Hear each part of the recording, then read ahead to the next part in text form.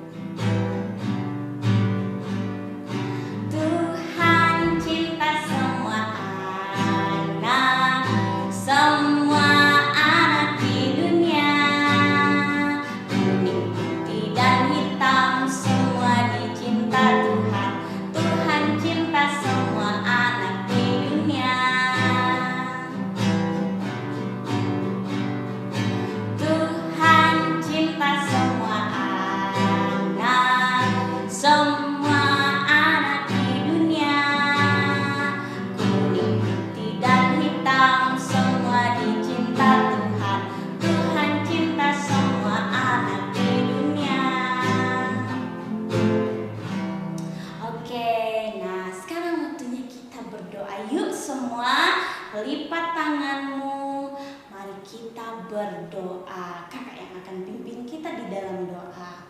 Tuhan Yesus, terima kasih untuk waktu dan kesempatan ini. Terima kasih karena Tuhan masih terus menyertai kami. Dan Tuhan, kami bersyukur karena kami masih bisa bersama-sama untuk memuji Tuhan. Kami masih bisa untuk mendengarkan cerita firman-Mu. Tuhan Yesus, kami mau terus memuji-Mu. Tolong Tuhan, suci kuduskan kami. Kiranya semua pujian yang kami naikkan berkenan di hadapan Engkau. Hanya di dalam nama Tuhan Yesus kami berdoa dan bersyukur. Haleluya. Amin. Oke, nah sekarang waktunya kita untuk terus memuji Tuhan. Kita mau menyatakan bahwa Tuhan Yesus mencintai semua anak, baik itu anak yang kecil, anak yang besar. Tapi Tuhan Yesus juga mencintai pemuda-pemudi. Dia mencintai ibu, bapak, kakek, nenek. Tuhan cinta. Yuk kita memuji Tuhan bersama.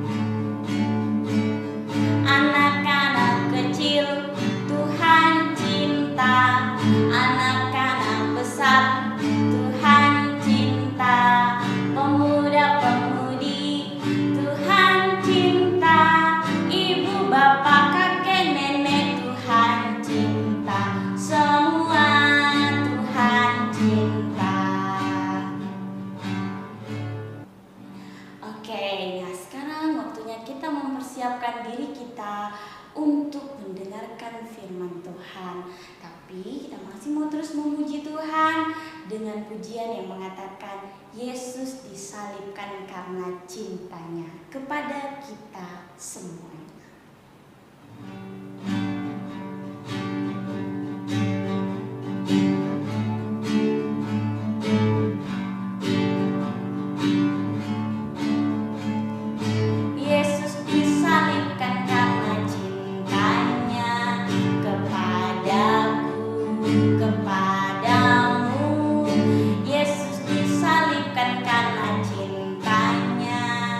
Dosa dihapus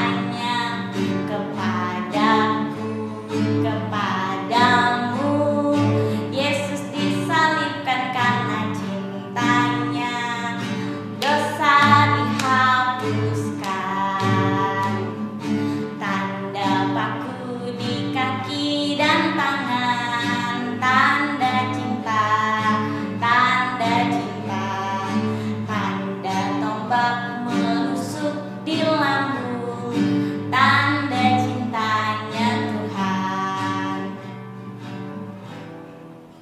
Nah, adik-adik, saatnya kita akan mendengarkan cerita firman Tuhan. Ayo kita berdoa dulu yuk. Kita berdoa. Tuhan Yesus, terima kasih untuk kesempatan yang Engkau berikan kepada kami, sehingga kami kembali lagi datang beribadah dalam sekolah minggu kami pada saat ini Tuhan. Dan sekarang Tuhan, kami akan mendengarkan cerita firman Tuhan. Berikan kepada kami kesiapan hati, konsentrasi, sehingga kami dapat mendengarkan dengan baik, dapat memahami, terlebih lagi dapat melakukan firman di dalam hidup kami. Di dalam nama Tuhan Yesus kami berdoa dan siap mendengarkan cerita firman Tuhan. Amin. Ya, minggu ini kamu tanya dulu, kira-kira ceritanya tentang apa ya? Ayo, biar ada bisa tebak dah. Minggu ini ceritanya tentang lanjutan dari yang minggu lalu. Minggu lalu kita cerita tentang bagaimana Maria Magdalena dan Maria yang lain pergi ke kubur Yesus dan menemukan bahwa di kubur Yesus tidak ada mayat Tuhan Yesus. Mayat Yesus hilang, sudah tidak ada di situ. Nah, kelanjutan ceritanya minggu ini, bagaimana situasi yang sedang dialami oleh para murid-murid Yesus. Mari kita buka Alkitab kita yang terdapat di dalam Yohanes pasalnya yang ke-20, ayatnya yang ke-19 hingga 31. Wah, lumayan panjang ya.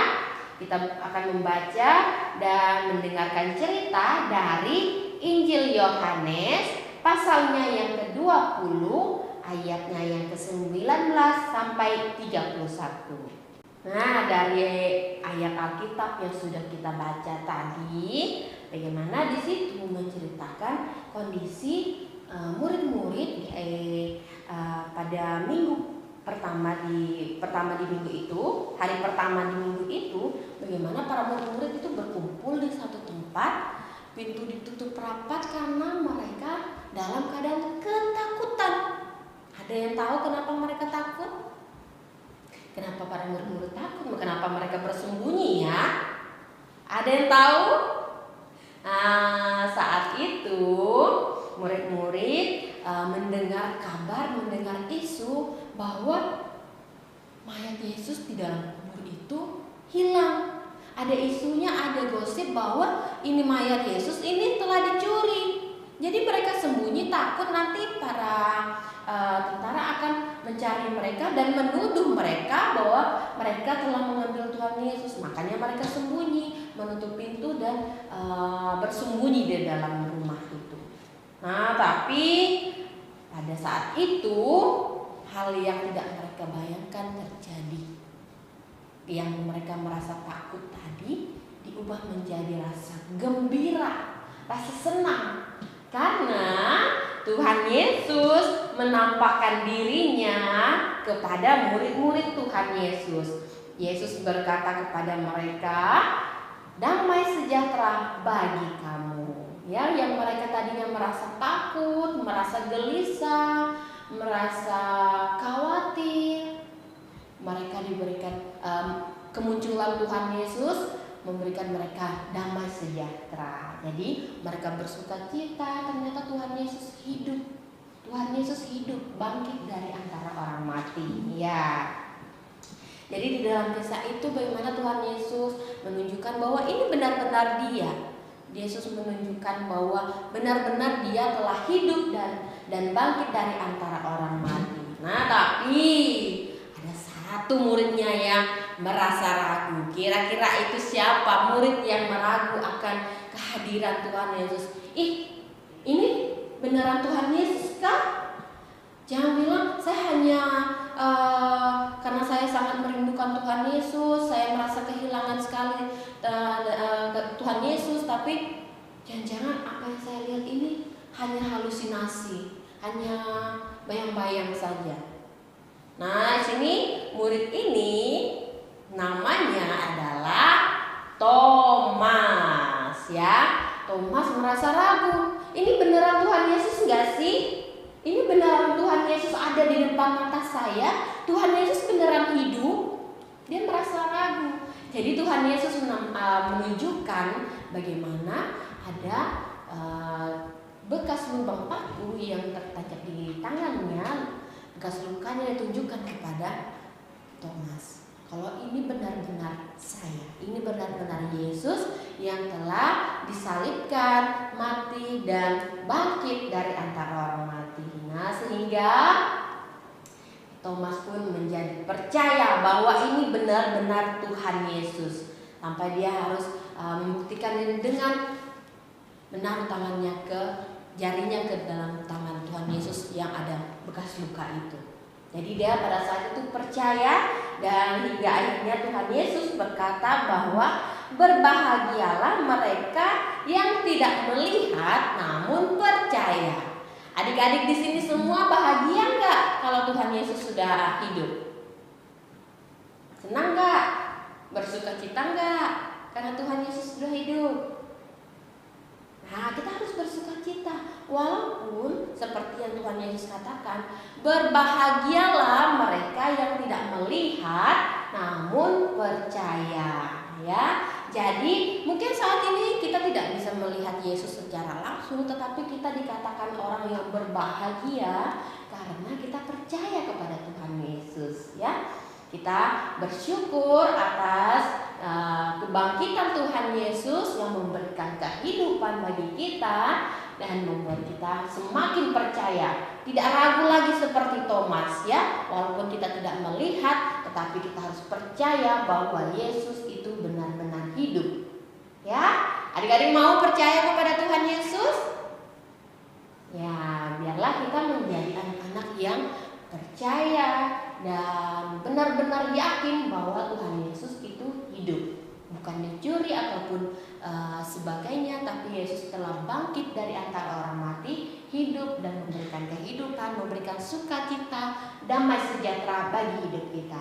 Ya, jadi kita sebagai orang-orang yang telah percaya kepada Yesus, kita juga mau dong berbagi sukacita itu kepada orang lainnya.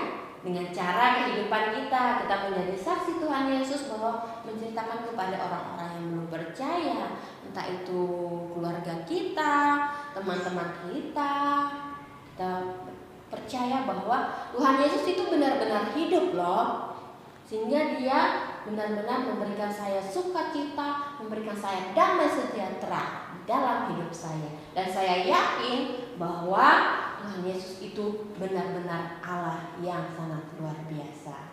Ya, kita bersyukur walaupun saat ini secara langsung kita tidak bisa melihat Tuhan Yesus, tetapi kita harus percaya dan menerima dan benar-benar yakin bahwa kita memiliki Allah yang hidup.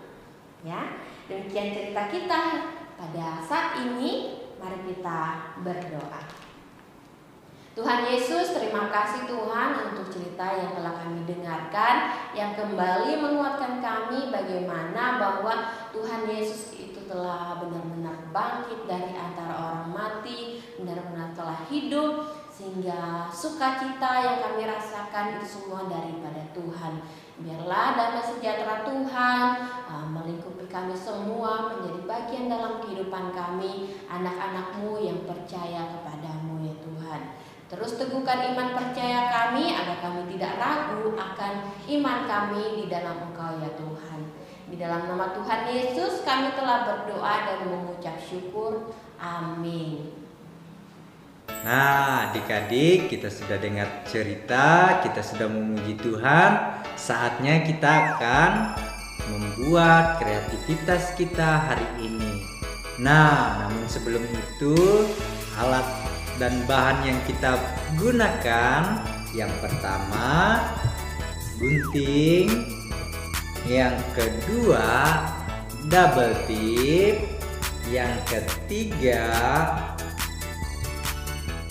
bentuk hati, yang keempat pola yang berbentuk tangan, dan yang terakhir yaitu pola berbentuk salib. Nah, bagaimana caranya? Ayo kita buat sama-sama.